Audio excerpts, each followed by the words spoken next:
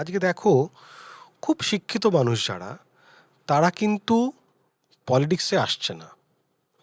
খুব অশিক্ষিত, কথা বলতে জানে না, যাদের জীবনে কোনো শিক্ষা নেই, দীক্ষা নেই, কিচ্ছু বোঝে না, হাই হাই করে চেঁচাতে পারে, এই হেন মানুষগুলো, মানুষ মানেই যে ভালো হবে তার তো কোনো মানে নেই। কারণ মানুষের ভালো হওয়া খারাপ হওয়াটা ডিপেন্ড করছে সে কিভাবে বড় হয়ে উঠেছে, বা সে কীরকম মানসিকতা নিয়ে পৃথিবীতে তার জীবনটাকে যাপন করে।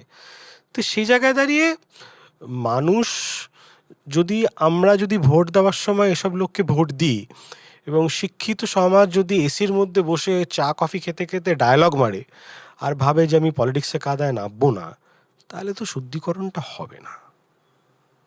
তাহলে তো এই চালা মাছালা রিক্সাওয়ালা, হ্যাঁ আলুওয়ালা পটলওয়ালা, এরাই রাজ করবে।